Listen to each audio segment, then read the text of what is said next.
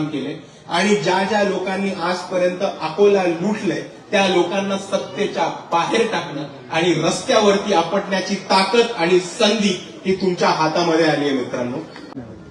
104 नगरसेवक आणि 2 नगराध्यक्ष निवडून आणण्याचं काम हे मागच्या नगर परिषदेच्या निवडणुकीमध्ये केले आणि वंचित बहुजन आघाडीची जशी ग्रामीणमध्ये ताकद आहे त्याच्याहून जास्त ताकद ही वंचित बहुजन आघाडीची ताकद ही अकोला शहरामध्ये आहे आणि म्हणून आपल्या सर्वांनी 15 तारखेला वंचितच्याच उमेदवारांना निवडून द्यायचं। दुसऱ्या बाजूला मित्रांनो एक गोष्ट समजून घ्या की आज जर आपण उमेदवार बघितले तर दलित समाजामधनं, बौद्ध समाजामधनं, मुसलमान समाजामधनं, ओबीसी समाजामधनं, मायक्रो ओबीसी समाजामधनं आणि बहुजन घटकामधनं जर या महानगरपालिकेमध्ये कोणाला तिकीट दिलं असेल तर ते वंचित बहुजन आघाडीने या सर्व समाजांना तिकीट देऊन न्याय दिला आहे।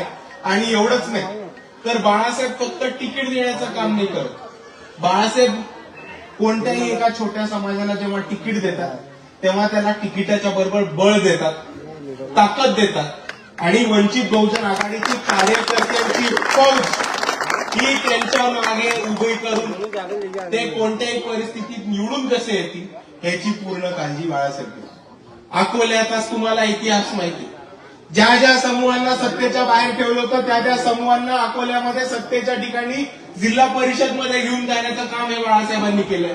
पण जिल्हा परिषदच्या गोष्टी आपल्याला माझ्याहून चांगल्या माहिती आहेत, अकोल्याचा इतिहास आपल्याला माझ्याहून चांगला माहिती आहे। म्हणून मी तुम्हाला थोडक्यात नवीन उदाहरण देतो। आता जेव्हा 21 तारखेला निकाल आला महानगरपालिकेचा, नगरपंचायतीचा आणि नगर परिषदेचा, तेव्हा मी तुम्हाला एक गोष्ट सांगतो, अकोल्यामधल्याच बार्शी टाकळीमध्ये मुसलमान नगराध्यक्ष बसवण्याचं काम हे पहिल्यांदा वंचित बहुजन आघाडीने अकोल्यामध्ये केलं। एवढंच नाही तर मायक्रो ओबीसी अगदी छोटा घटक विश्वकर्मा समाज, विश्वकर्मा समाजाचा नगराध्यक्ष चांदूर रेल्वे अमरावती इथे बसवण्याचं काम सुद्धा वंचित बहुजन आघाडीने केलंय। कांधारमध्ये वैदू समाजाचा एक उमेदवार, वडार समाजाचा एक उमेदवार निवडून देण्याचं काम हे वंचित बहुजन आघाडीने केलंय।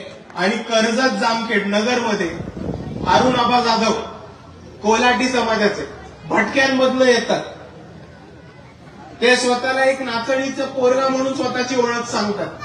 असे अॅडव्होकेट अरुण आबा जाधव यांना नगरसेवक बनवण्याचं काम जामखेडमधनं सुद्धा वंचित बहुजन आघाडीने केलंय आणि ह्या मागच्या निवडणुकीमध्ये वंचित बहुजन आघाडीच्या बाजूनी वारं आपल्याला फिरताना दिसतंय आणि वंचित बहुजन आघाडीने 104 नगरसेवक आणि 2 नगराध्यक्ष निवडून आणण्याचं काम हे मागच्या नगर परिषदेच्या निवडणुकीमध्ये केलंय आणि हीच जो धुराळा आहे, हीच जी जबाबदारी आहे ती आपल्या सर्वांना पुढे घेऊन जायची आहे आणि अकोल्यामध्ये वंचित बहुजन आघाडीचं महानगरपालिकेमधलं खातं हे पहिलं भीम नगरमधनं उघडलं पाहिजे, ही आपल्या सर्वांच्या खांद्यावरची नैतिक जबाबदारी। आणि मित्रांनो अजून एक गोष्ट समजून घ्या, जेव्हापासून महानगरपालिकेचं वारं व्हायला लागलंय, निवडणुकांची चर्चा व्हायला लागली, तेव्हा सोशल मीडिया बघा आपल्याला एकच गोष्ट दिसते की ठिकठिकाणी लोक नाराज आहेत। कोणतरी भाजपच्या गाड्या अडवतोय, कोणतरी भाजपच्या आमदारालाच फोडायला निघाले, कोणतरी शिंदे सेनेच्या आमदाराची गाडी फोडायला निघाले, कोणतरी कोपऱ्यात रडत बसले, कोणतरी नाराज होऊन घरी बसले, कोणतरी जबरदस्ती आजारी बनायचं सोंग करून हॉस्पिटलमध्ये ऍडमिट झालंय आणि कोणतरी स्वतःला गळफास लावून घेते। हे का होतंय?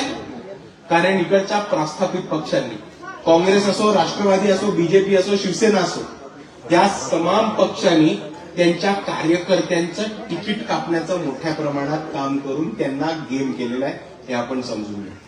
आणि आपण सर्वांना एक गोष्ट सांगतो की महानगरपालिकेच्या ज्या निवडणुका असतात, ह्या निवडणुका तळागाळातल्या कार्यकर्त्याला उमेदवारी देऊन त्या कार्यकर्त्याला सत्तेमध्ये बसवण्याची आणि त्या कार्यकर्त्यांनी पक्षासाठी जी मेहनत घेतली त्या मेहनतीचं फेळ देऊन त्यांना सत्तेमध्ये बसवण्याच्या या निवडणुका असतात। पण भाजपमध्ये आणि सत्ताधारी पक्षांमध्ये कार्यकर्त्यांना तर तिकीट मिळालंच नाहीये। तिकीट कोणाला दिलंय? तर पैशावाल्याला, दारूचा अड्डा चालवतो त्याला, जो त्या एरियाचा गुंड आहे त्याला, मटका सट्टा असणाऱ्याला किंवा 2 नंबरचे धंदे असणाऱ्याला.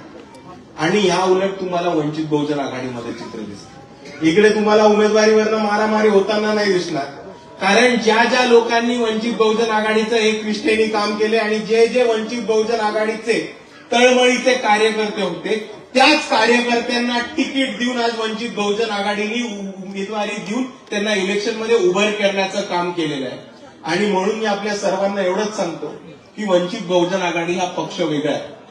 इकडे उमेदवारांना आणि कार्यकर्त्यांना पैशावर किंवा पाकिटावर तिकीट नाही मिळत, तर इकडे कार्यकर्त्यांना संघर्षावरती तिकीट मिळतात. ही एक महत्वाची गोष्ट मी आपल्या सर्वांना सांगतो. आणि म्हणून भाजप असेल, शिवसेना असेल, राष्ट्रवादी असेल, काँग्रेस असेल, या सगळ्या कार्यकर्त्यांना मी एकच गोष्ट सांगतो की भावांनो समजून घ्या, आज तुमच्याच पक्षाने तुमचाच गेम केलाय, तुमच्याच निवडणुकीत.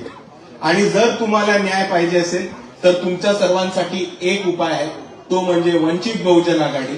सामील व्हा, तुम्हाला न्याय देण्याचं काम वंचित जरूर येणाऱ्या निवडणुकीमध्ये करेल. आणि तिसऱ्या बाजूला आपल्याला ह्या निवडणुकीमध्ये महत्वाचं निर्णायक मतदान ह्याच्यासाठी करायचंय, कारण 2016 पासून 2017 पासून महानगरपालिकेमध्ये एक खूप मोठ्या प्रमाणात भ्रष्ट कारभार आपल्याला इकडे आढळून मिळाला. पहिले विजय अग्रवाल असो, भाजपचे निवडून आलेले नगरसेवक असो, किंवा नगरसेवकांनंतर भाजपने बसवलेले शासकीय प्रशासक असो, या लोकांनी फक्त आणि फक्त अकोल्याची तिजोरी खाली करून ते पैसे लुटून स्वतःचे खिसे आणि स्वतःची घरं भरण्याचं काम केले.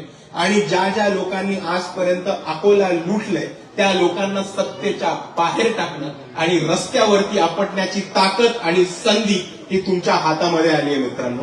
आणि म्हणून मी तुम्हाला एवढीच विनंती करतो की ज्या ज्या लोकांनी भ्रष्टाचार केलाय, ज्या ज्या लोकांनी आपल्या मालकीचे पैसे खाल्ले, ज्या ज्या लोकांनी आपल्या नळाचे, आपल्या नाल्यांचे, आपल्या रस्त्यांचे, आपल्या शाळांचे, आपल्या आरोग्य केंद्रांचे, आपल्या आरोग्य सेवेचे ज्यांनी ज्यांनी पैसे खाल्ले त्या सगळ्यांना सत्तेच्या बाहेर ठेवा आणि वंचित बहुजन आघाडीची अकोला महानगरपालिकेमध्ये सत्ता बसवा, एवढी मी आपल्या सर्वांना कळकळीची विनंती करतो.